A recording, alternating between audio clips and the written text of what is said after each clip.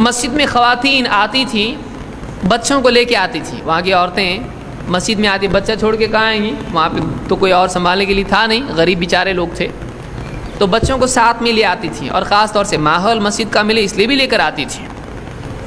اللہ کے رسول صلی اللہ علیہ وسلم نماز پڑھاتے تھے اور پیچھے خواتین بھی ہوتی تھیں اور وہ نماز میں شریک ہوتی تھی اپنے بچوں کے ساتھ میں. اسی لیے آپ فرماتے ایک حدیث میں، انی لاقوم فی الصلاۃ، میں نماز میں کھڑا ہوتا ہوں، ارید ان اطول فیہا، میرا دل چاہتا ہے کہ نماز لمبی پڑھوں، میرا دل چاہتا ہے کہ نماز لمبی پڑھوں. فاسمع بکاء الصبی، لیکن پھر مجھ کو بچے کے رونے کی آواز آتی ہے، پیچھے سے آواز آئی بچے کے رونے کی. فاتجوز فی صلاتی، تو میں اپنی نماز چھوٹی مختصر کر دیتا ہوں. کراہیت ان اشق علی امہ، اس وجہ سے کہ اس بچے کا رونا اس کی ماں کے لیے تکلیف کا ذریعہ ہوگا.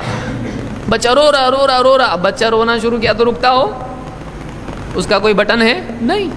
بچہ روتا ہے تو روتا ہی چلا جاتا ہے، اور اگر دھیان نہیں دیتا اور زور سے روتا ہے. تو آپ نے کہا کہ میں چاہتا ہوں کہ نماز لمبی کروں، لیکن آپ اتنا خیال دیتے تھے بچوں کا کہ نماز جماعت کی نماز، مدینہ کی نماز آپ مختصر کر رہے ہیں. کس کی وجہ سے؟ بچے کی وجہ سے، کہ اس بچے کے رونے سے بچے کو تو تکلیف ہوگی، اس کی ماں کا دل اوپر نیچے ہوگا کہ کب نماز ہوتی ہے. اور یہ بچہ، ایک بچے کے رونے کی وجہ سے آپ صلی اللہ علیہ وسلم نماز کو مختصر کرتے تھے. اتنا خیال آپ بچوں کا اور بچوں کے ساتھ اس کی ماں کا رکھتے تھے. کون ہے کہ اس کا بچہ معلوم نہیں، لیکن ایک مسلمان بچہ ہے، مسلمان کا بچہ پیچھے رو رہا ہے، آپ اپنی نماز کو مختصر کرتے تھے. اتنے شفیق اور اتنے رحم دل اللہ کے نبی صلی اللہ علیہ وسلم تھے. اس کو امام البخاری نے روایت کیا ہے.